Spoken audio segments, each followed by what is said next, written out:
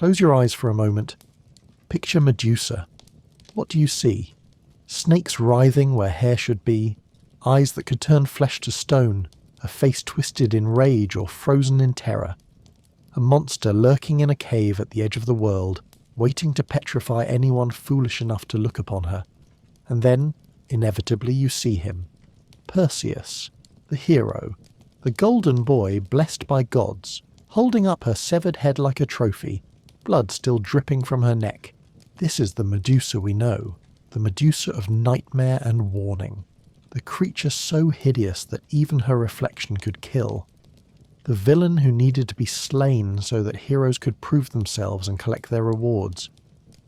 But here's the thing, that Medusa, the one etched into our collective imagination through thousands of years of retelling, through Renaissance paintings and Hollywood films, through fashion house logos and Halloween costumes, she's a lie. Or at least she's only one version of a story that's been told, retold, twisted and transformed so many times that we've forgotten to ask the most basic question. Who was Medusa before she became a monster? Tonight, we're going to do something that might feel uncomfortable. We're going to look directly at Medusa. Not at the myth we think we know, but at the actual ancient sources. We're going to trace her story backwards through time, peeling away layers of interpretation and reinterpretation until we find something that might surprise you. Because the truth about Medusa isn't just a correction of mythological facts. It's a window into how stories change, how victims become villains, and how the same patterns of blame and punishment that existed 3,000 years ago are still playing out today. You've probably seen her face somewhere recently. Maybe on a runway, emblazoned across a Versace bag. Maybe in a museum, frozen in marble with her mouth open in eternal anguish. Maybe in a political cartoon, with some powerful woman's face photoshopped onto that snake-crowned head. Medusa is everywhere. She's iconic. She's instantly recognizable. But she's also almost completely misunderstood. So before you settle in for the night, before you let this story carry you into sleep, I want you to do something. Forget everything you think you know about Medusa. Forget the monster. Forget the hero who killed her. Forget the moral lessons you might have learned about vanity or divine punishment or the dangers of feminine power. Tonight, we start from the beginning. And the beginning is much stranger, much older, and much more human than you might think. Walk into any art museum with a classical collection, and you'll find her. Medusa. Sometimes she's a massive bronze head with wild eyes and a grimacing mouth, teeth bared, tongue hanging out. Sometimes she's elegant, almost beautiful, frozen at the moment of death with snakes coiling artfully around her face. Sometimes she's just a decorative motif, her face reduced to a symbol, stamped onto armour or carved into temple friezes. She's one of the most reproduced images in Western art. Caravaggio painted her. Rubens painted her. Cellini sculpted her in bronze. Perseus standing triumphant with her head dangling from his hand. Her image has been repurposed for everything from ancient protective amulets to modern luxury fashion. The House of Versace uses her face as their logo, a symbol they claim represents fatal attraction and beauty that's dangerous, alluring, and forbidden. But ask anyone to tell you Medusa's actual story, and you'll get a surprisingly uniform answer. She was a Gorgon. She had snakes for hair. She could turn you to stone with her gaze. Perseus killed her. End of story. Except that's not the end of the story. That's barely even the beginning. The version most people know today goes something like this. Medusa was a beautiful maiden, possibly a priestess of Athena. She was so beautiful that Poseidon, god of the seas, desired her. He violated her in Athena's temple, a sacred space where she should have been safe. And Athena, enraged that her temple had been defiled, punished Medusa by transforming her into a hideous monster. Her beautiful hair became snakes. Her lovely face became so terrible that anyone who looked at it would turn to stone. She was exiled to live alone in a cave at the edge of the world. And eventually the hero Perseus came and cut off her head while she slept. This version makes Medusa a victim, a woman punished for being assaulted, a cautionary tale about the cruelty of gods and the injustice of blaming the victim instead of the perpetrator. And in recent decades, this reading has turned Medusa into a powerful feminist symbol. She represents women who've been harmed and then blamed for it. Women who've been transformed into monsters by a society that can't handle their pain or their anger. Women who've been silenced, isolated, and eventually destroyed. This interpretation is powerful, it's meaningful, it resonates with millions of people who see their own experiences reflected in Medusa's tragedy. But here's the problem. This version of the story comes from a single source, a Roman poet named Ovid, writing around 8 CE, roughly 700 years after the earliest Greek accounts of Medusa. And Ovid wasn't trying to write an accurate historical account of ancient Greek religion. He was writing poetry. He was playing with themes of transformation and divine injustice. He was, in many ways, doing what poets do, taking old stories and reshaping them to say something new. Before Ovid, Medusa's story was completely different, and that difference matters. Because if we want to understand who Medusa really was, if we want to know whether she was truly the monster everyone feared or something else entirely, we have to go back further. We have to find the oldest stories, the ones written when the myths were still living beliefs, when people worshipped at temples dedicated to Athena and Poseidon, when these gods weren't just characters in stories but presences in daily life. We have to go back to the beginning, to ancient Greece, to a poet named Hesiod and a text called the Theogony. Around 700 BCE, give or take a few decades, a Greek poet named Hesiod composed a work called the Theogony. It's one of the oldest surviving Greek texts, predating even Homer's epics in some scholarly estimates. The Theogony is essentially a family tree of the gods, a genealogical catalogue that traces divine lineages from the primordial chaos through the reign of Zeus. It's not a narrative poem full of adventure and drama. It's more like a cosmic census, listing who begat whom and establishing the order of the universe. And buried in this catalogue, in just a few lines, we get our first written account of Medusa. Hesiod tells us that Medusa and her sisters, Stheno and Euryale, were the daughters of Phorcys and Ceto, ancient sea deities who embodied the dangers of the deep waters. Phorcys and Ceto had other children too, the Graeae, 3 old women who shared a single eye and a single tooth between them, the dragon Ladon who guarded the golden apples of the Hesperides, and the Gorgons, 3 sisters with a terrible reputation. These were not minor gods. This was a lineage of monsters and primordial powers, creatures that existed at the edges of the cosmos, in the wild places beyond human civilization. The Gorgons lived, according to Hesiod, beyond the great ocean, in the frontier land toward night, where the clear-voiced Hesperides sang. This is mythology's way of saying they lived beyond the known world, in a realm that was neither entirely Earth nor entirely the underworld, but somewhere in between. Here's what's crucial. In Hesiod's account, all 3 Gorgon sisters were monsters from birth. They weren't human women who were transformed. They were born as Gorgons. Stheno and Euryale were immortal and ageless. They couldn't die. But Medusa was different.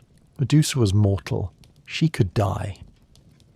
And this mortality is what makes her vulnerable, what makes her the target of Perseus's quest, what ultimately leads to her death. But Hesiod doesn't describe them as purely evil or malevolent. He simply describes them as they are, monstrous daughters of monstrous parents, part of the old world that existed before Zeus and the Olympian gods established their order. They're fearsome, yes. They're dangerous. But they're not villains in any moral sense. They just are. And then Hesiod gives us this line, and everything gets more complicated. With her lay the dark-haired one in a soft meadow amid spring flowers. The dark-haired one is Poseidon, and with her lay is a translation of Greek that can mean different things. Some translators render it as lay with her, suggesting intimacy. Others translate it more ambiguously. But the setting is specific.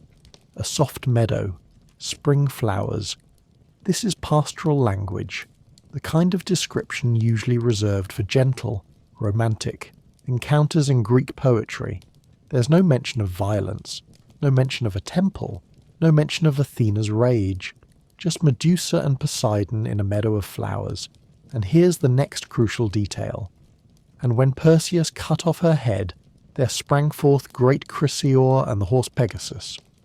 Chrysaor and Pegasus, the two beings born from Medusa's blood when Perseus beheaded her, are described as the children of Medusa and Poseidon. The implication is clear. Medusa was pregnant when she died. She was carrying Poseidon's children, and when her head was severed, they emerged fully formed from her neck, a grotesque birth that echoes other strange births in Greek mythology. Pegasus, the winged horse, is born near the springs of Ocean, hence his name. Chrysaor, whose name means he of the golden sword, is born with a golden blade in his hands. Both become significant figures in later myths. Pegasus becomes the mount of heroes. Chrysaor becomes the father of monsters, including the triple-bodied giant Geryon. But in this moment, they're simply the children of Medusa, born in the instant of her death. This is Hesiod's Medusa, not a beautiful maiden transformed into a monster, not a priestess punished for being violated, just Medusa, one of 3 Gorgon sisters, mortal where her sisters were immortal, mother to Poseidon's children, living beyond the edge of the world until Perseus came and killed her. There's no moral judgment in Hesiod's account. There's no explanation of why Perseus needed her head. There's no divine justice or injustice.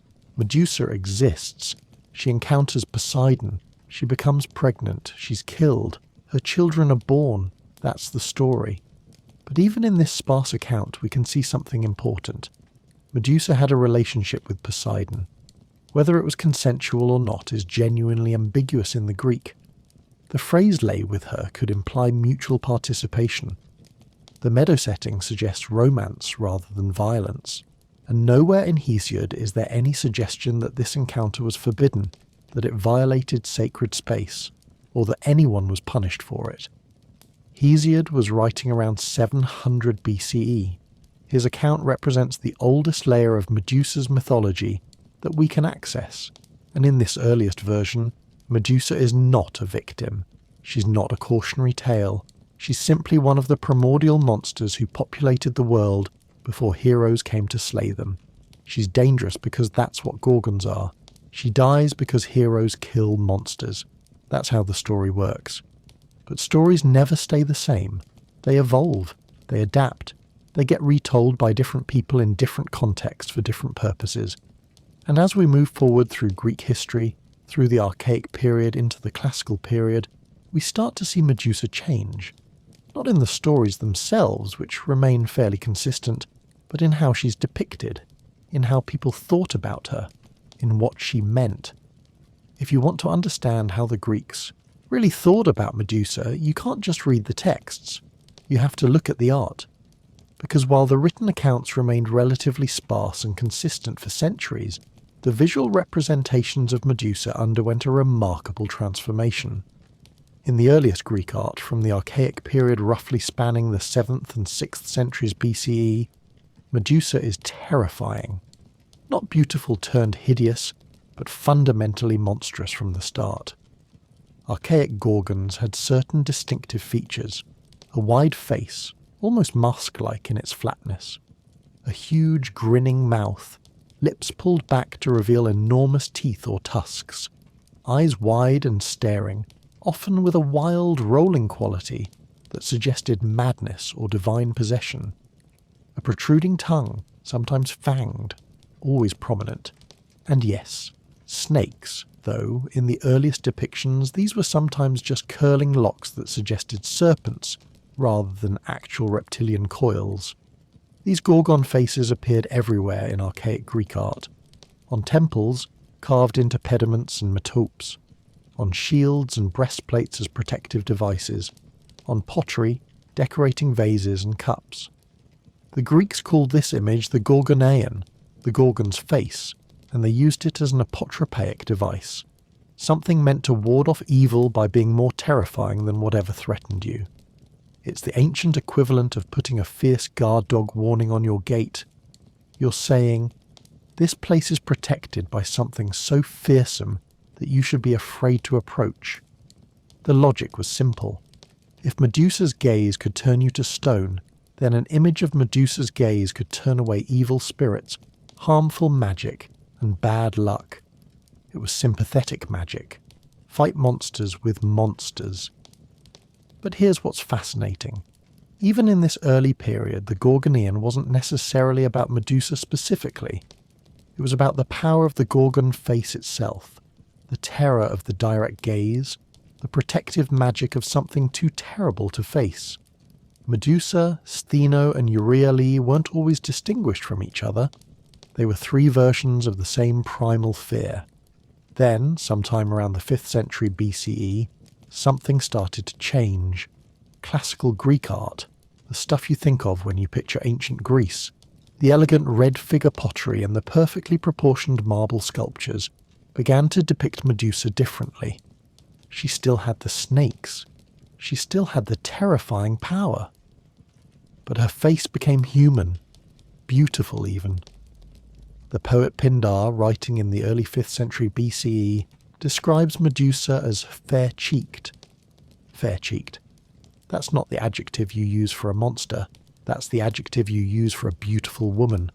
And when Pindar writes his 12th Pythian ode, he tells a story about Athena inventing the flute to mimic the wailing of Medusa's sisters after Perseus killed her. He talks about their anguish, their grief, the terrible cries they made at the loss of their sister. This is important. Pindar is giving the Gorgons emotions, he's making them sympathetic. Stheno and Euryale aren't just monsters who failed to catch Perseus. They're sisters mourning a sister. They're experiencing loss. They're capable of grief profound enough that a goddess feels moved to immortalize it in music. And in the visual art of this period, we start to see Medusa depicted with a mixture of beauty and terror. She's still dangerous. Her face is still frontal, still staring directly at the viewer, which is unusual in Greek art where most figures are shown in profile. But her features are refined. Her mouth is closed or slightly parted rather than gaping. Her eyes are large but not wild. Her snakes are elegant, arranged almost like a hairstyle rather than a writhing nest of vipers. Some scholars think this shift reflects a deeper change in how the Greeks thought about monsters. In the Archaic period, monsters were other with a capital O. They were fundamentally different from humans, alien, incomprehensible. They existed to be feared and defeated. But in the classical period, with the development of Greek tragedy and philosophy, there was a growing interest in ambiguity, complexity, the idea that even the monstrous could have human elements. Think about Greek tragedy. Medea is a murderer, but Euripides makes us understand her rage and pain. Oedipus commits terrible acts, but he's not purely evil, he's tragic. The Greeks were becoming interested in the space between hero and villain, between human and monster, between sympathy and horror. And Medusa seems to have been caught up in this shift. She became more complex, more human, not purely monstrous anymore, but something in between. A figure who could be both beautiful and terrible, both victim and threat, both mortal woman and immortal symbol. But even with this artistic evolution, the basic story remained the same for centuries. Medusa was one of 3 Gorgons. She encountered Poseidon, she bore his children, Perseus killed her. Athena took her head and placed it on her aegis, the divine shield or breastplate that made the goddess more terrifying to her enemies. This story was told by Hesiod in 700 BCE. It was referenced by Homer, though he only mentions the Gorgon's head on Athena's shield without giving much detail. It was painted on countless vases, carved into countless temples, referenced in countless plays and poems. For hundreds of years this was Medusa's story. And then Rome conquered Greece, and Roman poets started retelling Greek myths. And one of them, a brilliant and irreverent poet named Ovid, decided to give Medusa a backstory she'd never had before. Publius Ovidius Naso, better known as Ovid, was born in 43 BCE in Sulmo, a town about 90 miles east of Rome. He was part of the generation that came of age during the transition from the Roman Republic to the Roman Empire under Augustus. He was educated in rhetoric and law, trained to be a statesman, but he had no interest in politics. He wanted to write poetry, and write he did. Ovid became one of the most popular and influential poets of his time. His love poetry was scandalous and witty. His Ars Amatoria, the art of love, was essentially a how-to guide for seduction that irritated the emperor so much it might have contributed to Ovid's eventual exile. But his masterwork, the text that ensured his immortality in Western literature, was the Metamorphoses. The Metamorphoses is a collection of myths organised around a single theme: transformation, change of form, shape-shifting, metamorphosis. It contains over 250 myths, woven together into a continuous narrative that begins with the creation of the world from chaos and ends, somewhat ironically for a Roman poet, with Julius Caesar's transformation into a divine star. Ovid was writing around 8 CE, roughly 700 years after Hesiod composed the Theogony. 700 years. That's more time than separates us from the medieval period. Imagine trying to write about the Crusades or the Magna Carta with the same confidence as a contemporary account. There's going to be drift, reinterpretation, creative license. And Ovid took full advantage of that license. In Book 4 of the Metamorphoses, Ovid tells the story of Perseus rescuing Andromeda from a sea monster. After the rescue, Perseus attends a wedding feast, and during the celebration, he tells the story of how he obtained Medusa's head. It's a flashback within a flashback, a story within a story. And in this telling, Ovid gives us something completely new: Medusa's origin story. Here's what Perseus says, according to Ovid. She was once most beautiful, and the jealous aspiration of many suitors. Of all her beauties, none was more admired than her hair. I met one who claimed he'd seen her. They say that the Lord of the Sea violated her in the temple of Minerva. The daughter of Jupiter turned away and hid her chaste eyes behind her aegis. So that it might not go unpunished, she changed the Gorgon's hair to foul snakes. Let's break this down because every part of it matters. First, Medusa was beautiful. Specifically, her hair was her most praised feature. This is a Roman poetic convention, praising a woman's hair, but it also sets up the transformation. Her greatest beauty becomes her greatest curse. Second, they say, or deciter in Latin. This is crucial. Perseus isn't claiming to have witnessed this or to have direct knowledge. He's reporting hearsay. They say that Neptune violated her. Deciter, it is said. The passive voice, the distancing language, this is Ovid signalling that this is one version among many, not necessarily the definitive truth. Third, the verb Ovid uses for what Neptune does is viciare, which literally means to damage, corrupt, or spoil. It can refer to buildings as much as to people. Some translations render it as violated, others as ravished, still others as seduced or deflowered. The Latin is genuinely ambiguous, but the context, the temple, Minerva's, response, all suggest violence or at least sacrilege. Fourth, the location, Minerva's temple. Minerva is the Roman name for Athena, goddess of wisdom, warfare and crafts. Crucially, she's a virgin goddess. Her temples are meant to be pure, chaste spaces. Any sexual act in such a temple would be a profound violation of sacred space, regardless of whether it was consensual. Fifth, Minerva's reaction. She turns away. She hides her eyes. Not from horror at what's happening to Medusa, but to preserve her own modesty, her own purity. The goddess doesn't intervene to stop the assault. She doesn't punish Neptune. She just averts her gaze. And sixth, the punishment. Minerva changes Medusa's hair to snakes, so that it might not go unpunished. The sacrilege must be punished. But who gets punished? Not Neptune, god of the seas, brother of Jupiter himself. Medusa, the mortal, the victim. if we read Vitiare as violation. She's the one who gets transformed into a monster. This is Ovid's innovation.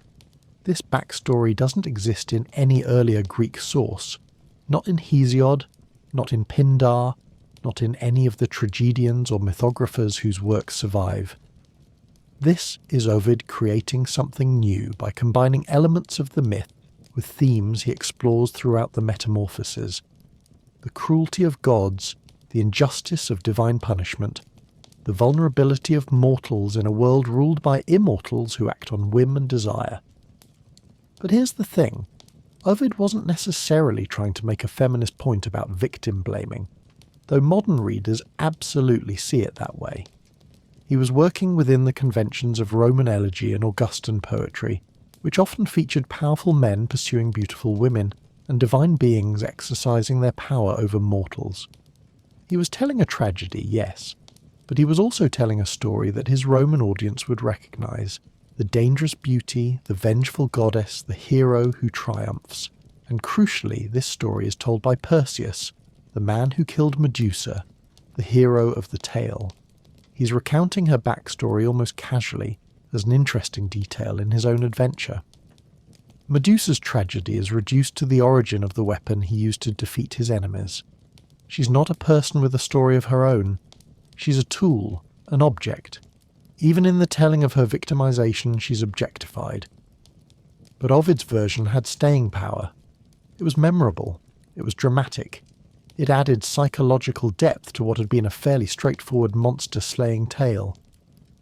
And as the Roman Empire spread, as Latin became the common language of Western education, as Greek texts became less accessible while Latin texts remained standard curriculum, Ovid's version became the version.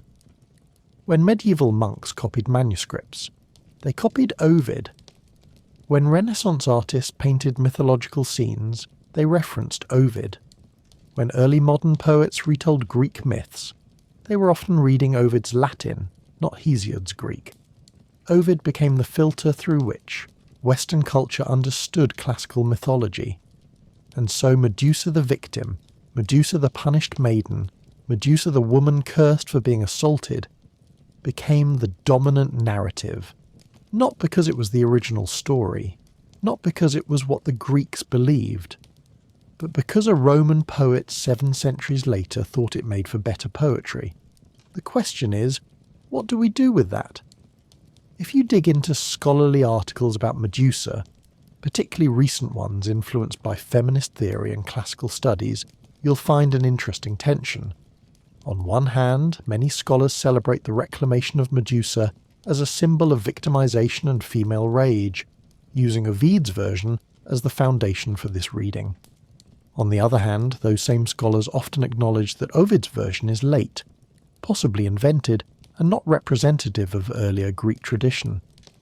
This creates a complicated situation, because if the rape narrative isn't original to Medusa's myth, if it's a Roman addition from 7 centuries later, does that make it less true? Does it mean modern feminist readings are based on a misunderstanding? Or does the power of the symbol transcend its origins? Let's look at what we actually know. In Hesiod's Theogony, the oldest surviving account, Medusa lay with Poseidon in a soft meadow amid spring flowers. The Greek phrase is not explicitly violent. The setting is pastoral, even romantic. There's no mention of Athena, no temple, no punishment. Medusa was already a Gorgon, not transformed into one. This encounter produced Creusa and Pegasus, who are born when Perseus kills her. In later Greek sources, this basic outline remains consistent. Apollodorus, writing in the 1st or the 2nd century CE, but drawing on earlier Greek traditions, describes the Gorgons as daughters of Phorcys and Ceto, living beyond ocean. He mentions that Medusa alone was mortal, that she was beheaded by Perseus, and that Poseidon was the father of Pegasus and Chrysaor. He doesn't mention any transformation or punishment. Pindar mentions Medusa's fair cheeks, and tells the story of Athena creating the flute to mimic the wailing of the Gorgons, but he doesn't explain how Medusa became a Gorgon.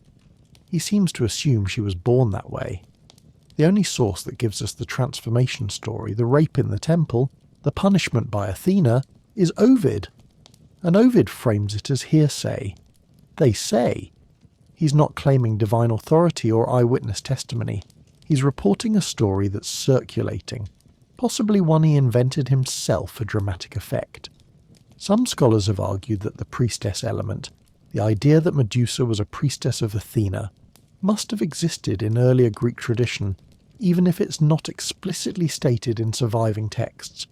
The reasoning goes that it would explain why Athena was involved in the story at all, why she helped Perseus kill Medusa, and why she took Medusa's head for her own aegis.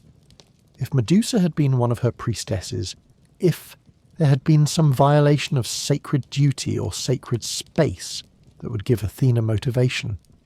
But there's a problem with this argument. First, there's literally no Greek text that calls Medusa a priestess. Not one.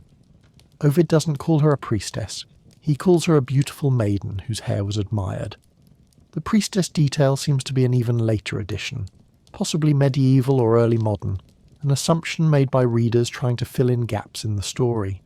Second, Athena's involvement in the myth doesn't require Medusa to have been a priestess. In Greek mythology, Athena is frequently associated with heroes like Perseus. She lends them divine aid because she's the goddess of strategy and heroic cleverness. Perseus is undertaking an impossible task against a monstrous foe. Of course Athena would help him. That's what she does. She helps heroes who use their wits. And third, Athena taking Medusa's head for her aegis doesn't require any personal relationship with Medusa. The Gorgon was already an established protective symbol long before any individual backstory for Medusa. Athena's aegis, which appears in Homer's Iliad, is described as bearing the head of the Gorgon, an object of terror. It's functional. It makes Athena more fearsome to her enemies. The head of a monster that can turn people to stone is a useful thing to have on your shield. So if we strip away the later additions, if we stick to what the earliest Greek sources actually say, we get this. Medusa was one of 3 Gorgon sisters, daughters of ancient sea deities. She was mortal. Her sisters were not. She lived beyond the edge of the known world. She had an encounter with Poseidon that resulted in pregnancy. Perseus, aided by Athena and Hermes, killed her by cutting off her head while she slept. From her severed neck sprang Pegasus and Croesus. Her head became a weapon, and then a protective amulet on Athena's shield. That's it. That's the core myth as the Greeks understood it for centuries. The rape, the temple, the curse, the transformation from beautiful maiden to monster, all of that is Ovid. All of it is Roman. All of it is late. Now, does that mean it's not meaningful? Does it mean we should discard it? No, absolutely not. Because here's the thing about myths. They don't belong to their original tellers. They belong to everyone who tells them, everyone who hears them, everyone who finds meaning in them. Myths are living stories. They evolve. They change. They adapt to new contexts and new concerns.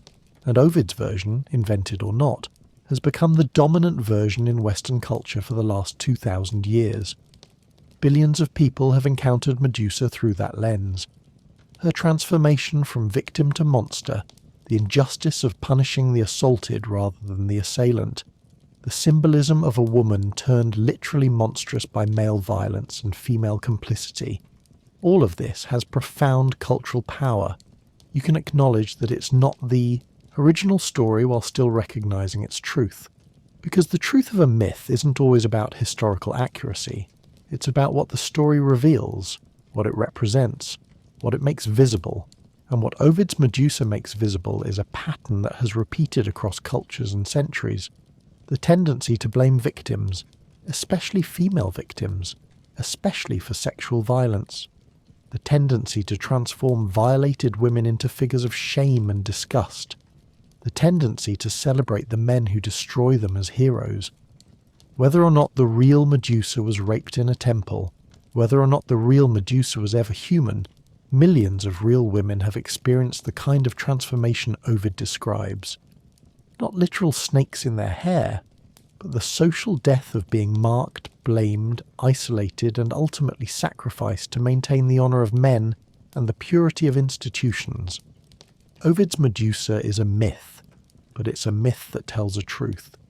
Let's talk about the hero of this story, because if Medusa is the monster who had to die, Perseus is the golden boy who killed her, and his story is as important to understanding Medusa's myth as anything about Medusa herself.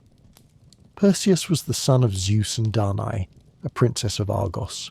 His conception was unusual even by Greek standards. Danae's father, Acrisius, had consulted an oracle and received a disturbing prophecy. He would be killed by his daughter's son. Determined to avoid this fate, Acrisius locked Danae in a bronze chamber, essentially imprisoning her to ensure she would never bear a child.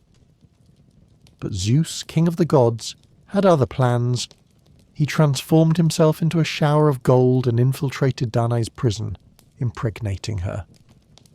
When Acrisius discovered that Danae had given birth to a son despite his precautions, he was furious. But he was also afraid to kill them directly.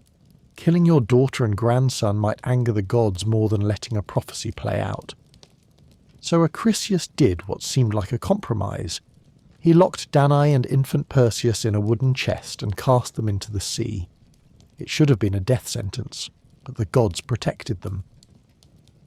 The chest drifted safely across the water until it washed ashore on the island of Seriphos, one of the Cyclades islands in the Aegean Sea. There, a kind fisherman named Dictys found the chest, opened it, and discovered mother and child still alive. Dictys took them to his home and raised Perseus as his own son. Dictys had a brother, the king of Seriphos, a man named Polydectes, and Polydectes fell in love with Danae. Now, Danae wasn't interested. She'd been through enough. Imprisoned by her father, impregnated by a god, cast into the sea, washed up on a foreign shore. The last thing she needed was another powerful man deciding he had rights to her. But Polydectes was persistent, and as Perseus grew to manhood, he became his mother's protector, physically standing between her and the king's advances. Polydectes couldn't force the issue openly. Perseus was the son of Zeus. He had friends on Olympus. He might even have inherited some measure of divine power. So Polydectes hatched a plan to get rid of the young man without technically killing him. He announced that he was planning to marry Hippodamia, daughter of another king, and he invited all the young men of Seriphos to contribute gifts to the bride price. This was a recognized social custom. When someone of a high status married, it was expected that their friends and allies would contribute valuable presents. The gifts demonstrated the community's support for the union and the giver's own wealth and status. Most of the young men brought horses, which were expensive, prestigious gifts. Perseus, raised by a poor fisherman, had no horse to give. When Polydectes made a show of mocking him for his poverty, Perseus, proud and young and rash, said something to the effect of, "I may not have a horse, but I could bring you anything you ask for, no matter how difficult." It was a boast. It was foolish. And Polydectes pounced on it. "Anything?" he said. "Then bring me the head of Medusa the Gorgon." It was meant to be impossible. The Gorgons lived beyond the edge of the world. They were monsters, daughters of monsters, protected by their isolation and their terrible power. Anyone who looked directly at them turned to stone. Even if Perseus could find them, even if he could reach them, how could he fight something he couldn't look at? How could he cut off Medusa's head without being petrified the instant he saw her face? Polydectes must have thought he'd found the perfect solution. Either Perseus would refuse, proving himself a boastful coward and removing himself from Danae's protection through shame, or Perseus would attempt the quest and die in the attempt, removing himself permanently. Either way, Polydectes would have Danae to himself. But Polydectes didn't count on divine intervention. Athena and Hermes came to Perseus's aid. There are different versions of exactly how this worked. Some say the gods appeared to him directly. Others say they sent signs and omens that guided him. But the result was the same. Perseus received divine equipment and divine guidance. From Athena he received a polished bronze shield, mirror bright, perfect for viewing reflections. From Hermes he received a curved sword called a harp, sharp enough to cut through anything, even a Gorgon's neck.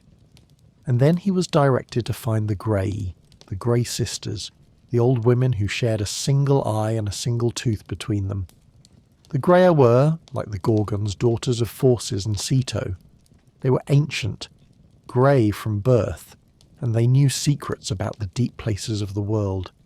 Perseus found them, and, while they were passing their shared eye from one to another, he snatched it away.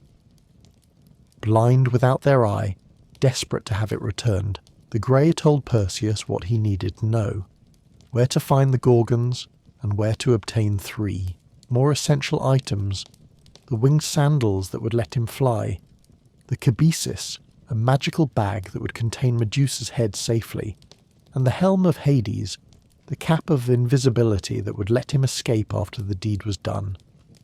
Armed with divine gifts, guided by divine knowledge, Perseus flew to the edge of the world, to the place where the Gorgons dwelt, and there, in a cave or on a rocky outcrop, the sources vary, he found them sleeping: Stheno, Euryale, and Medusa. Here's what's crucial to understand. Perseus didn't challenge Medusa to combat. He didn't give her a chance to defend herself. He didn't face her while she was awake and aware. He crept up on her while she slept. He used Athena's shield as a mirror, looking only at Medusa's reflection to avoid her petrifying gaze. And while she was unconscious, defenseless, he cut off her head in a single stroke. It was assassination, not battle. It was the killing of a sleeping being who had no chance to fight back. The instant his sword severed Medusa's neck, 2 things happened. First, Pegasus and Chrysaor burst forth from the wound, fully formed, the children she'd been carrying. Second, her sisters woke up. Stheno and Euryale, the immortal Gorgons, realized what had happened. Their sister was dead. Their mortal sister, the only one of them who could die, had been murdered in her sleep. They flew after Perseus in a fury, screaming their grief and rage, but Perseus had Hermes' winged sandals. He had Hades' helm of invisibility. He could fly faster than they could chase him, and they couldn't see him to follow. He escaped, carrying Medusa's head in the magical bag that contained its deadly power. And as he flew back towards Seriphos, as drops of Medusa's blood fell from the bag onto the desert below, those drops transformed. Some became venomous snakes that still populate North African deserts. Some became coral in the Red Sea. Some became the poisonous plants that grow in Libya. Even in death, even in pieces, Medusa's power was transformative. Perseus stopped in Ethiopia on his way home. There he found Andromeda chained to a rock, about to be sacrificed to a sea monster. Her mother Cassiopeia had boasted of being more beautiful than the Nereids, sea nymphs who complained to Poseidon. Poseidon sent a monster to ravage the coast, and the only way to appease it was to sacrifice Cassiopeia's daughter. Perseus saw Andromeda, fell in love instantly, because that's how it works in Greek myths, and offered to save her in exchange for her hand in marriage. Different versions of the story say different things about how he defeated the sea monster. Some say he turned it to stone with Medusa's head. Others say he fought it directly with his sword. Either way he won, claimed Andromeda, and brought her with him to Seriphos. When Perseus arrived home, he found that Polydectes had been tormenting Danae in his absence, trying to force her into marriage. In some versions, Danae had taken refuge, in a temple. In others, she was hiding with Dictys. Perseus walked into Polydectes' palace, where the king was holding a banquet with all his supporters, all the men who'd been complicit in sending Perseus to his presumed death. Perseus announced that he'd returned with the gift he'd promised. Polydectes and his men laughed. They didn't believe him. They mocked him. And then Perseus reached into the bag and drew out Medusa's head. Every man in that room turned to stone. Instant petrification. Polydectes frozen mid-laugh. His cronies frozen in their seats. A room full of human statues, testament to the power of the Gorgon's gaze even in death. Perseus placed Dictys, the kind fisherman who'd saved him and his mother, on the throne of Seriphos.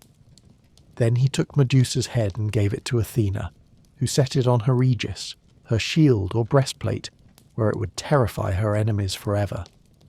Perseus went on to fulfill the prophecy. He accidentally killed his grandfather Acrisius with a thrown discus at funeral games, exactly as the oracle had foretold. He founded the city of Mycenae.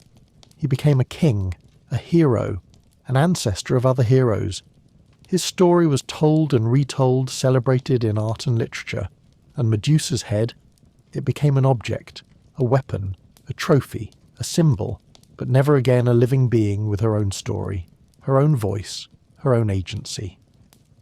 There's something profoundly disturbing about what happens to Medusa after her death, because she doesn't just die, she becomes a tool, an object of power that men use against other men, and this weaponization, this reduction of a being to a body part that retains deadly force, says something crucial about how the myth understands female power.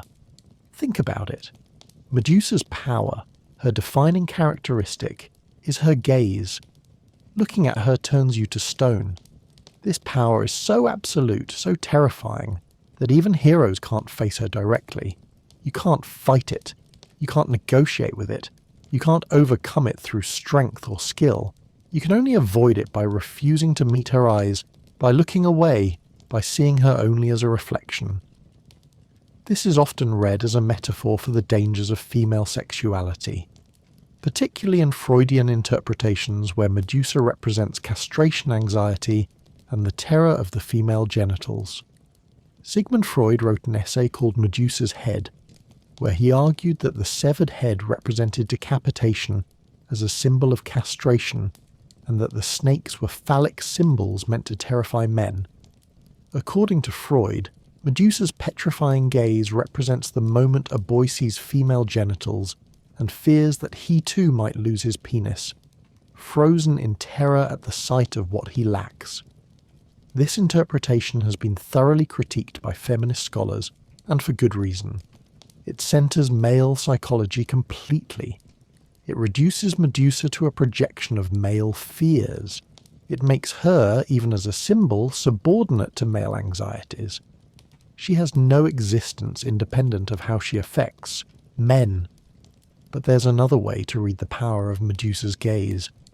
Not as a threat to male sexuality, but as a refusal to be looked at the way men look at women. As a direct confrontation with the male gaze itself. In Greek and Roman society, women were objects of the gaze. They were looked at, evaluated, categorized based on their beauty or lack thereof. Their value was determined by how men saw them, and the act of looking, particularly in public spaces, was a prerogative of men. Women who drew too much attention, who were too visible, too bold in meeting the eyes of men, could be considered immodest or dangerous. Medusa's gaze reverses this dynamic. Instead of being the object looked at, she becomes the subject who looks, and her look doesn't invite or submit. It destroys. It turns the viewer to stone, freezing them permanently in the act of looking. It punishes the gaze itself. This makes Medusa incredibly dangerous in a society structured around visual domination. She can't be controlled through looking. She can't be possessed through the gaze. She looks back, and her look is deadly. But here's the terrible irony. Perseus defeats her by refusing to look at her directly. He only views her reflection, a mediated image, a representation rather than the real thing.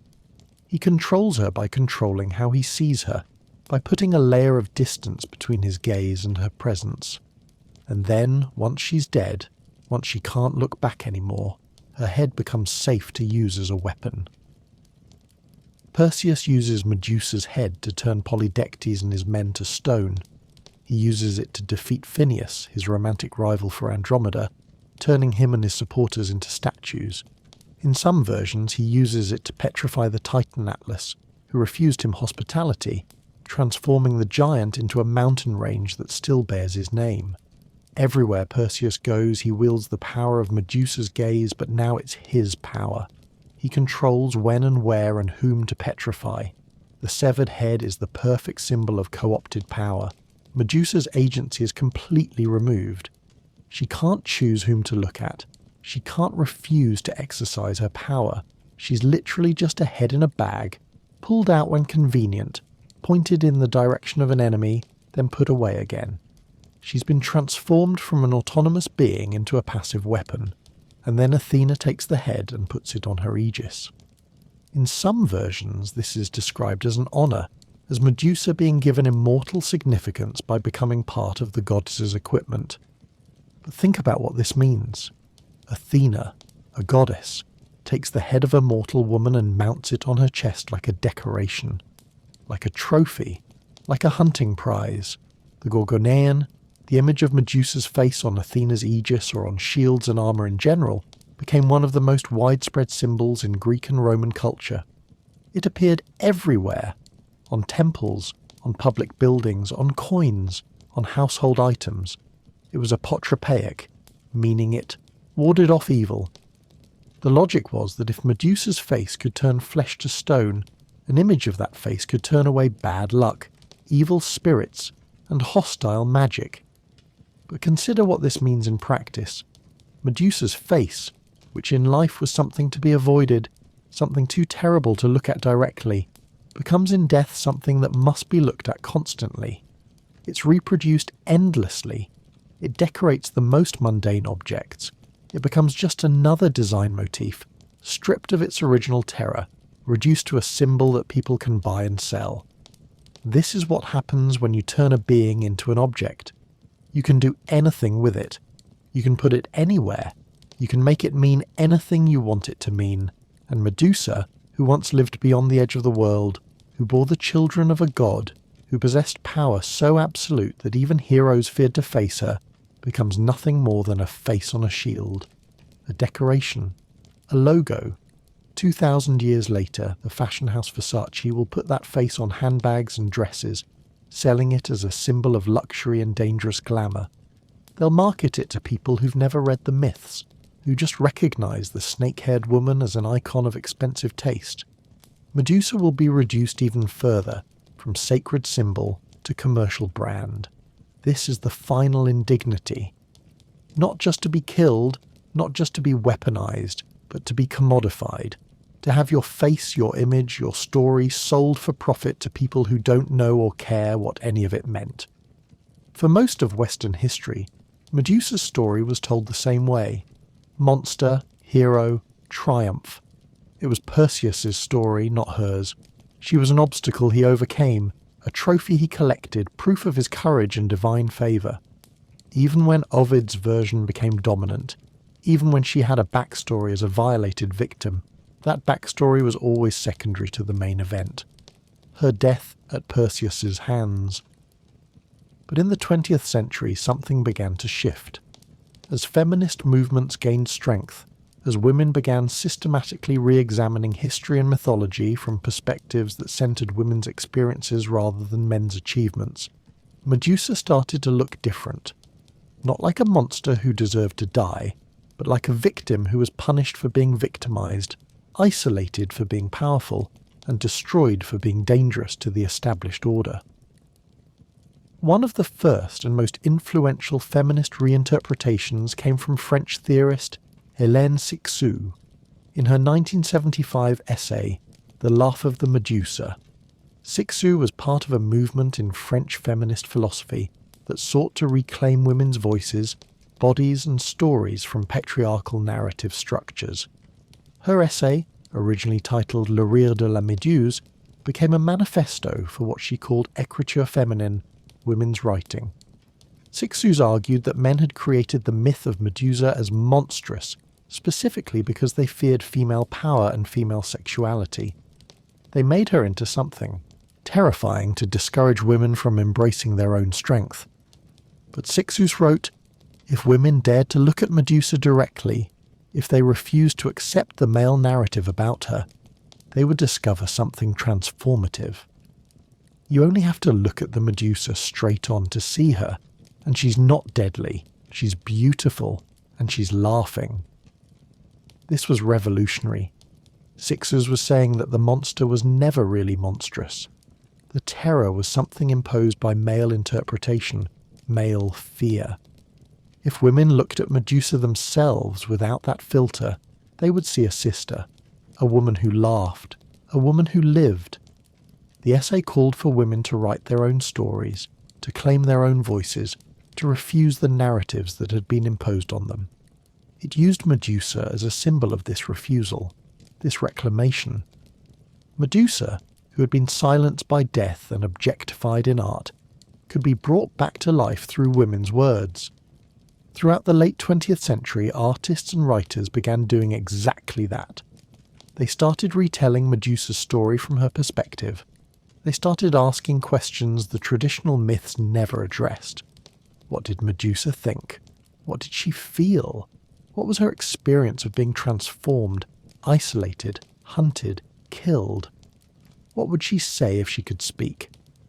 Poet May Sarton wrote, "The Muse's Medusa," imagining Medusa not as terrifying, but as a source of creative power. Poet Louise Bogan wrote about Medusa's gaze as a kind of frozen truth, painful but necessary. Artist Judy Takach painted Medusa too, explicitly connecting Medusa's mythological assault to the contemporary epidemic of sexual violence against women. The feminist reinterpretation drew heavily on Ovid's version of the myth, the one where Medusa was transformed from beautiful maiden to monster after being raped in Athena's temple. This version, as we've discussed, isn't the original Greek account, but it didn't matter, because what feminists were responding to wasn't historical accuracy about ancient Greek religion. They were responding to a pattern they recognized from their own lives and the lives of women around them. The pattern goes like this. A woman is harmed. She's assaulted, abused, violated. Instead of the perpetrator being punished, instead of the woman being protected and supported, she's blamed. She's transformed in the public eye from victim to problem. She becomes the one who's dangerous, who's damaged, who's better off isolated from decent society. And if she dares to be angry about it, if she dares to show rage or demand justice, she's monstrous. She's the Medusa, turning men to stone with her accusations, her fury, her refusal to stay quiet. This pattern repeats across cultures and centuries. Women who report sexual assault are questioned about what they were wearing, whether they were drinking, whether they led him on. Women who speak out about workplace harassment are called troublemakers and fired from their jobs. Women who demand accountability from powerful men are accused of being vindictive, of having ulterior motives, of weaponizing claims of victimhood. Just like Medusa, these women are transformed from victims into monsters. Just like Medusa, they're isolated, pushed to the margins. Just like Medusa, they're ultimately silenced, though now the silencing happens through social ostracism and professional destruction rather than literal decapitation. Recognizing this pattern, feminists claimed Medusa as a symbol, not despite her monstrousness, but because of it. Because the label monster is one of the weapons patriarchy uses against women who won't submit, won't stay quiet, won't accept their assigned roles. To embrace Medusa is to embrace the monster label, to refuse to be shamed by it, to turn it into a source of power rather than a mark of exclusion. In 2008, Argentine-Italian artist Luciano Garbati created a sculpture that perfectly captured this reclamation. Called Medusa with the head of Perseus, it inverts the traditional imagery.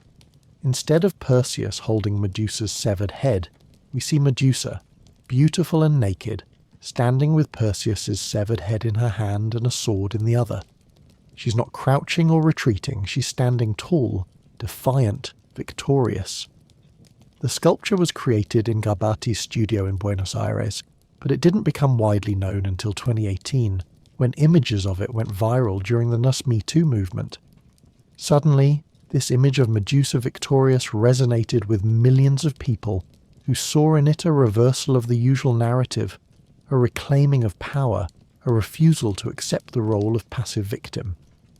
In 2020, a bronze cast of Garbati's sculpture was installed in Lower Manhattan, directly across from the New York County Criminal Court building where Harvey Weinstein's trial had taken place. The timing and placement were intentional.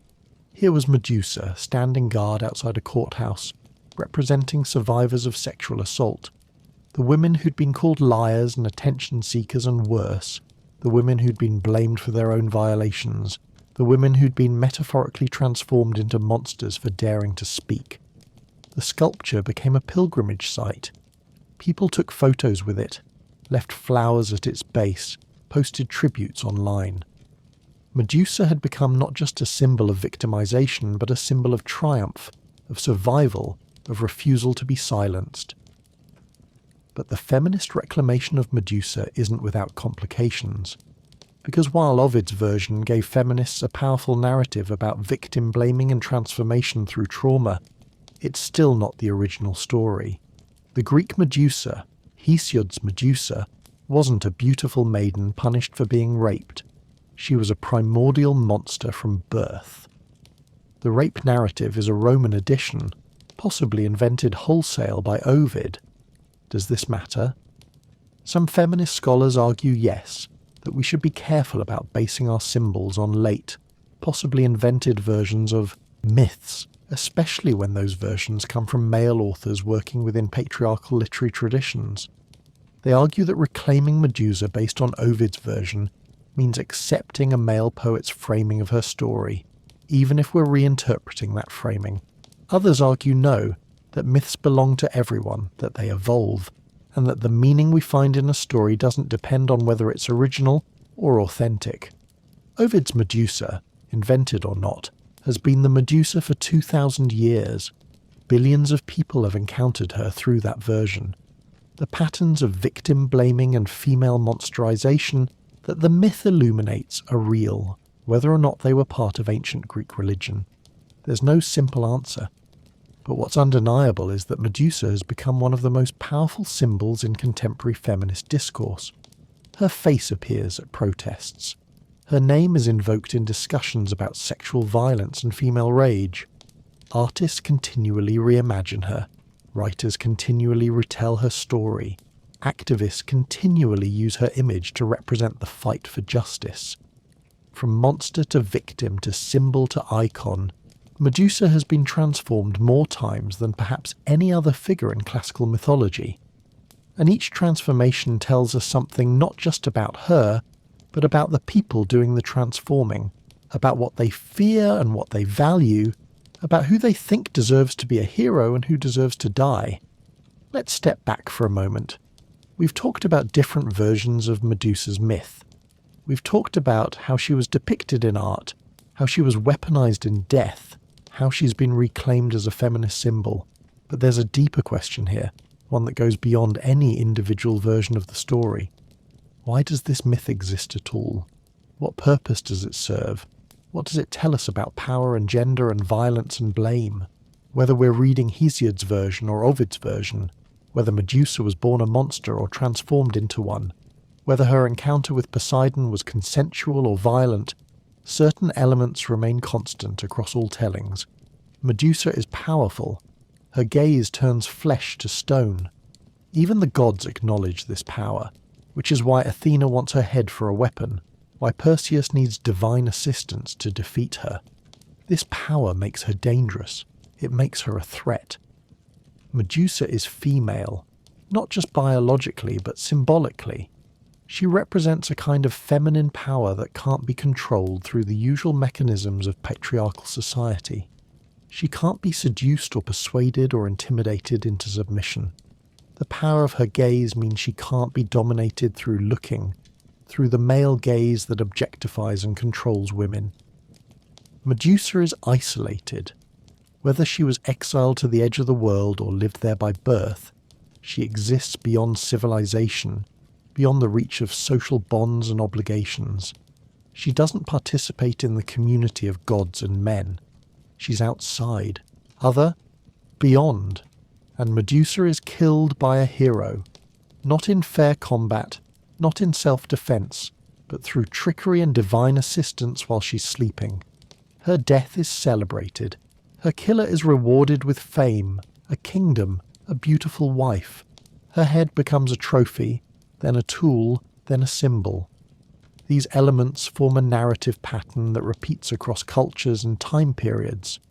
Powerful woman, dangerous, isolated, destroyed by a hero, celebrated in death as a symbol, but erased as a person. Think about how often this pattern appears in mythology and folklore. Think about Medea, the powerful sorceress who helps Jason win the Golden Fleece and is ultimately betrayed and demonized. Think about Scylla and Charybdis, female monsters guarding the straits. Think about the sirens whose beautiful voices lured men to their deaths. Think about Circe, the witch who turned Odysseus's men into pigs. Think about the Sphinx who asked riddles and killed those who couldn't answer. All powerful, all female, all depicted as dangerous, all defeated or overcome by male heroes, all reduced to monsters in stories told by and for men. This isn't unique to Greek mythology. You find the same pattern in Norse mythology with giantesses and witches, in Celtic mythology with Morgan Le Fay and the Banshee, in Mesopotamian mythology with Tiamat and Lilith, in medieval Christian tradition with countless witches and succubi. The details change, but the structure remains. Female power equals female monstrosity equals female destruction. And the function of these stories is always the same: to justify the subordination of women, to make that subordination seem natural and necessary, to frame any woman who claims power or refuses submission as a threat to the natural order that must be eliminated. Medusa's myth is particularly effective at this because it works on multiple levels. On the surface, it's a thrilling adventure story. Brave hero, impossible quest, divine assistance, narrow escapes, triumphant return. Boys can identify with Perseus, imagining themselves undertaking heroic feats. But underneath, it's a lesson in power dynamics. It teaches that female power, particularly power that exists outside male control, is monstrous. It teaches that such power must be destroyed, not negotiated with or accommodated. It teaches that the destruction of female power is heroic, worthy of divine assistance and eternal celebration. And if you read it through Ovid's lens, it teaches something even more insidious: that women who are victimized become dangerous, that trauma transforms victims into threats, that the proper response to a woman who's been harmed is not to help her, but to isolate her, and if she becomes too powerful in her isolation, to kill her. This is victim blaming at a mythological level. It's the creation of a narrative structure that makes it seem natural, even necessary, that victimized women should be punished rather than their victimizers, because the victimizers, in this case Poseidon and the male gods more generally, are too powerful to punish. They're untouchable, so the punishment falls on the vulnerable, the mortal, the female. And then, in an extra twist of cruelty, the victim's own power, the thing that might have protected her or given her some measure of agency, is taken from her dead body and used by men against other men. Medusa's gaze, which could have been her defense, her way of saying "you cannot touch me," becomes Perseus's weapon, becomes Athena's decoration, becomes a symbol that anyone can buy and sell. This is the real monster in Medusa's myth. Not Medusa herself, but the system that creates monsters out of powerful women, the system that punishes victims, the system that celebrates the destruction of female power while appropriating that power for male use, the system that tells the same story over and over in different forms, always with the same message: powerful women are dangerous and dangerous women must die. And the truly horrifying thing is that this system doesn't just exist in ancient myths. It's alive today.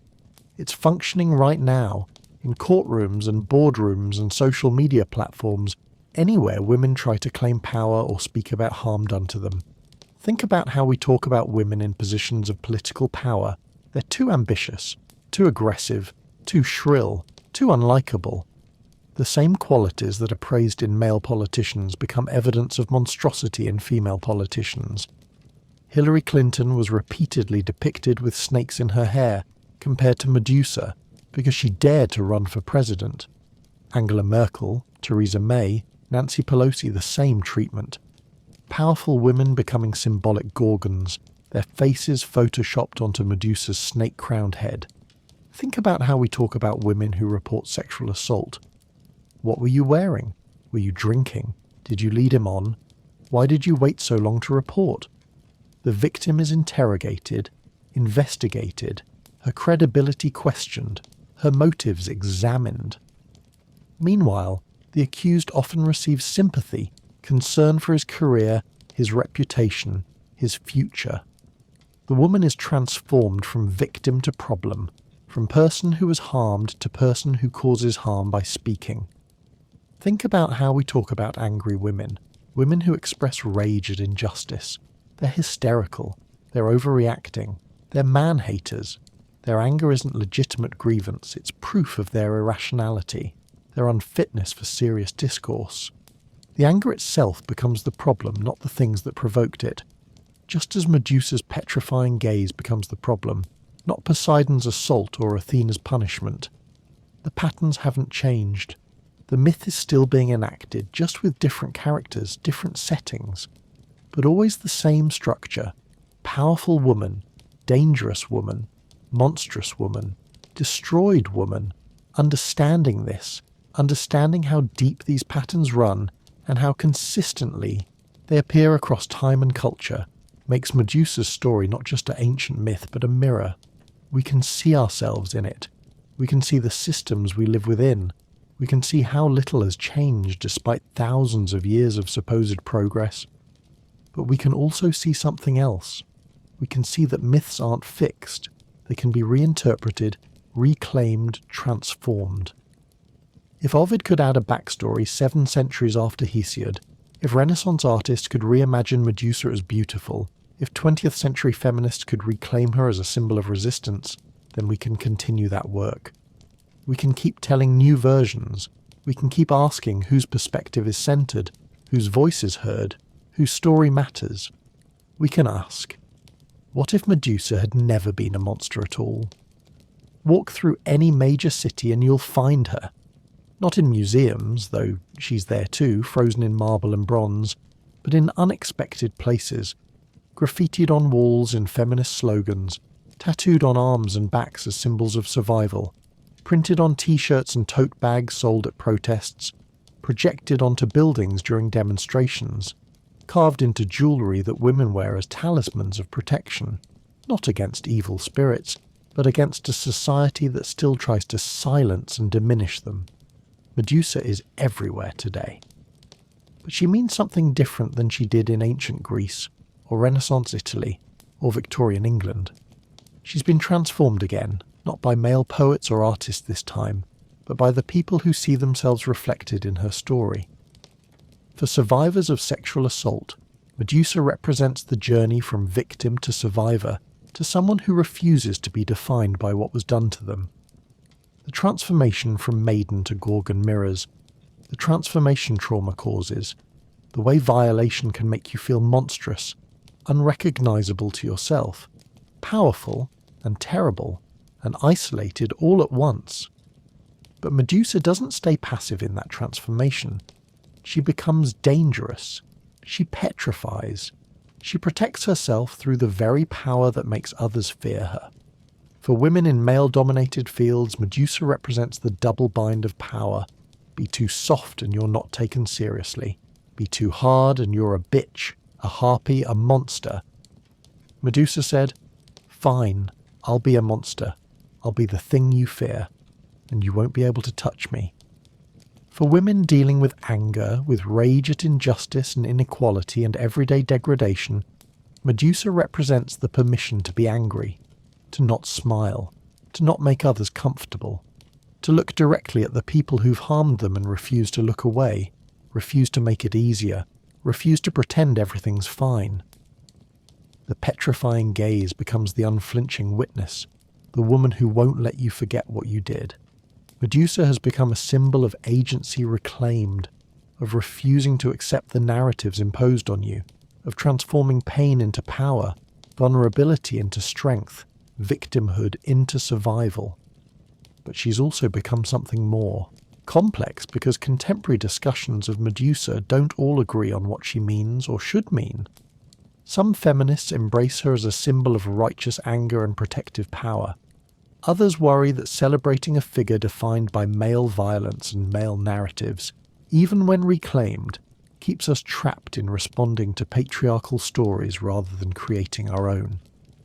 Some artists depict Medusa as beautiful and serene, reclaiming her from the monstrous imagery. Others lean into the monstrousness, saying, "Yes, this is what you made of me. Look at what your violence creates." Some retell her story to give her victory over Perseus. Others tell it to give her peace, imagining her living and dying on her own terms rather than as a pawn in someone else's heroic quest. There's no consensus, and that's actually powerful, because Medusa has become big enough, meaningful enough, to contain multitudes. She can mean different things to different people while still maintaining her core resonance. A woman transformed by forces beyond her control, isolated for her power, destroyed for being dangerous, but refusing to be forgotten. In academic circles, Medusa has become a case study in how myths evolve, how classical reception works, how symbols get constructed and reconstructed across generations. Scholars write papers analysing her changing depictions in art. They trace the influence of Ovid's version versus earlier Greek versions.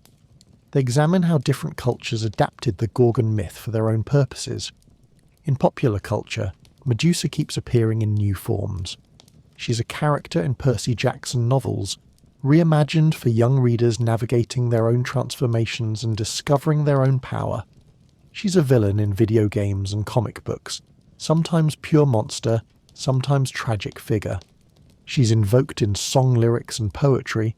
She appears in fashion, on runways and in advertisements, her image sold as edgy and dangerous and cool.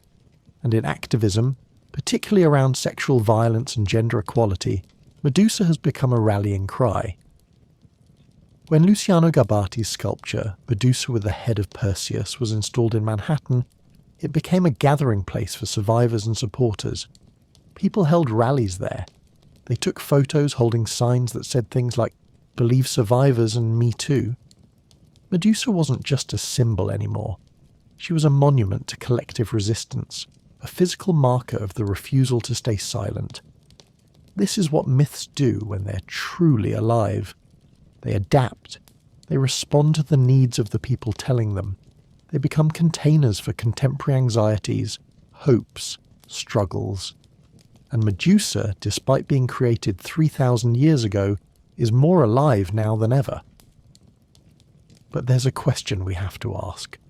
When Medusa becomes a commercial product, when her image is sold on everything from high fashion to cheap knockoffs, when she's so ubiquitous that her story gets lost in her brand recognition, have we really reclaimed her?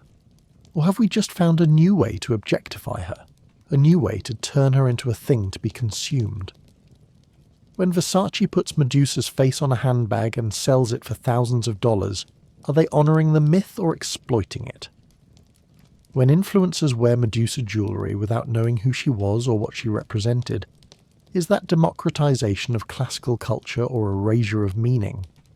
There are no easy answers, but the questions themselves are important because they force us to think about how symbols work, how they can be both meaningful and meaningless at the same time, how the same image can represent profound resistance in one context and empty commodification in another. What seems clear is that Medusa isn't going anywhere.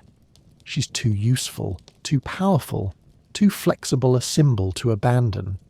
She'll keep being reinterpreted, reimagined, debated.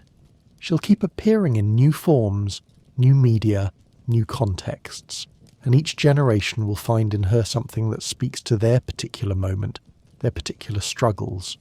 For us right now, in this moment of reckoning with sexual violence and gender inequality, and power imbalances that have existed for millennia, Medusa offers something crucial, a way to talk about transformation through trauma without reducing people to their trauma, a way to claim anger and power without apologising for them, a way to refuse the narratives that would make us monsters and say, Yes, I'm monstrous by your standards. And I'm also human. I'm also worthy. I'm also here. Medusa never asked to become a symbol.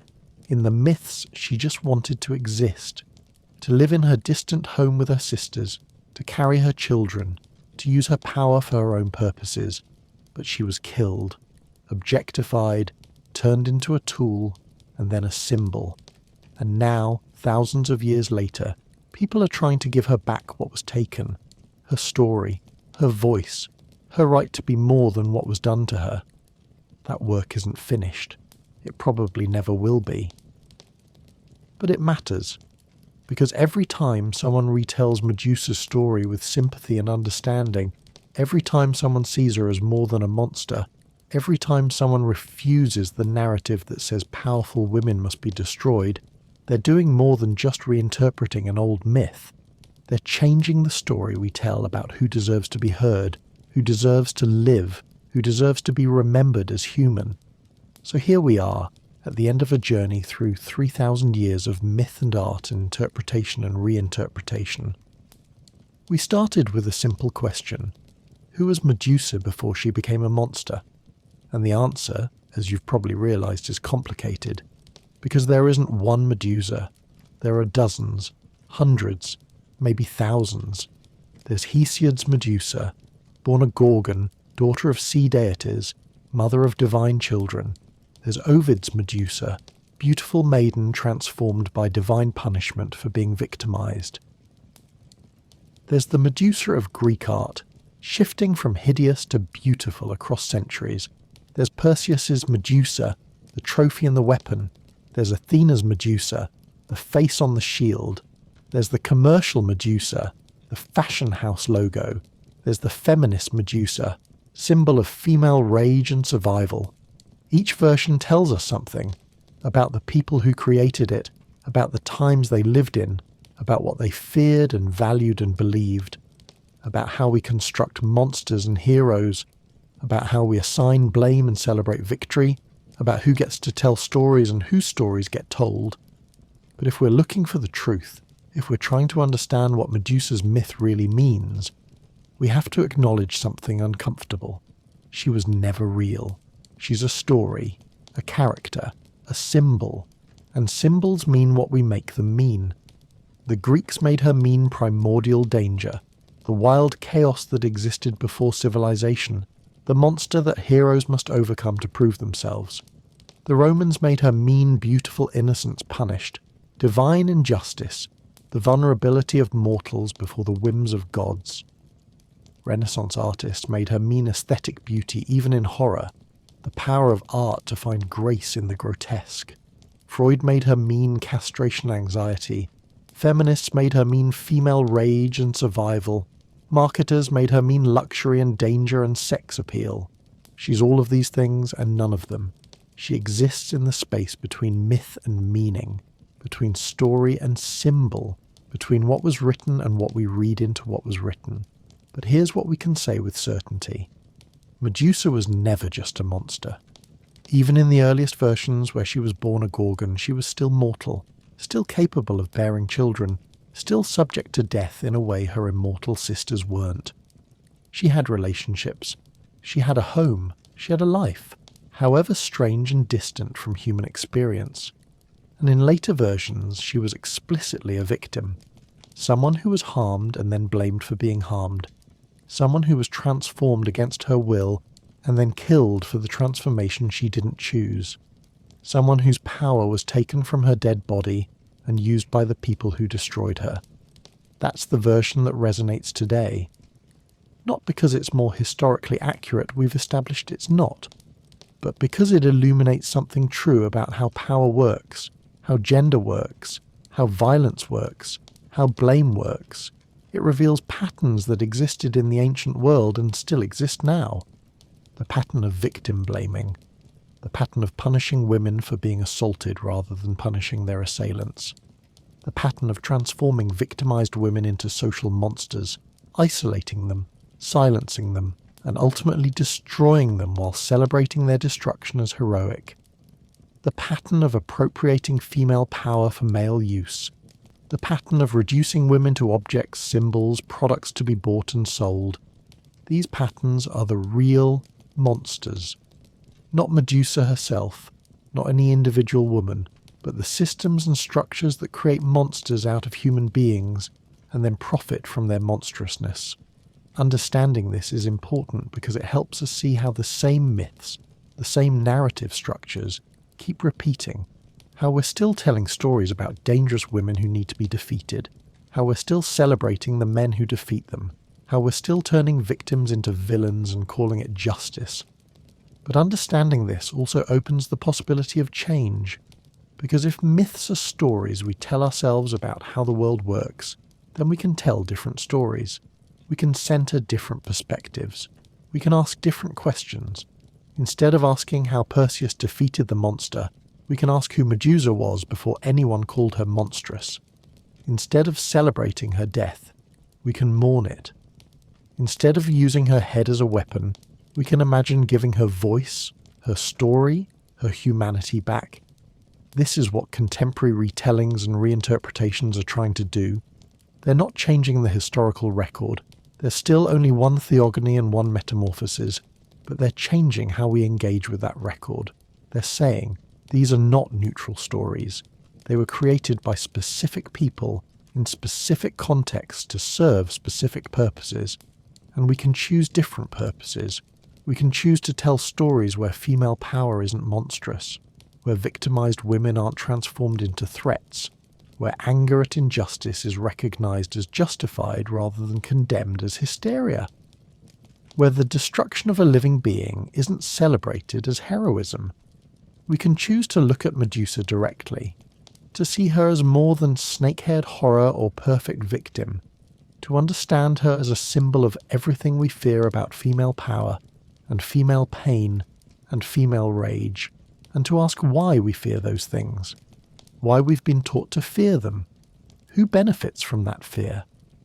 And maybe, if we look long enough, we'll see what Helen Sixou promised, that Medusa isn't deadly, she's beautiful, and she's laughing, not the mad laughter of a monster, but the laugh of someone who sees through the stories that were told about her, who refuses to be defined by them, who insists on her own complexity, her own humanity, her own right to exist, without being someone else's cautionary tale or trophy or symbol. Medusa was never the monster we thought she was. She was a myth, told and retold, twisted and transformed, until she became whatever we needed her to be. Monster, victim, warning, weapon, symbol, icon. But beneath all of those layers of meaning, beneath all the interpretations and reinterpretations, there's something simpler and more profound. A story about power, about who has it, who fears it, who destroys it, who claims it, about what we do to people who won't submit, about how we justify that destruction, about who gets to be the hero and who gets to be the monster and who decides. That story hasn't ended. It's still being told every day in countless ways, with countless Medusas and countless Perseuses. The myths may be ancient, but the patterns are contemporary. The names may change, but the structure remains. Understanding this won't change everything. Knowledge alone never does, but it's a start. It's a way of seeing. It's a refusal to accept the stories we've inherited without questioning them, without looking at who told them and why and who benefits from their telling. Medusa teaches us that the monsters are made, not born, that power doesn't corrupt, it reveals, that the greatest threats are often the ones who question and resist, that destroying the dangerous woman doesn't eliminate the danger, it just silences one voice that was speaking a truth we didn't want to hear. And if we can learn that, if we can really understand it, then maybe we can stop creating monsters, stop transforming victims into villains, stop celebrating destruction as triumph. Maybe we can tell different stories. Maybe we already are. Sleep well, and if Medusa visits your dreams tonight, don't look away. Look directly at her. See what's really there. You might be surprised. She's not deadly. She's beautiful. And yes, she's laughing.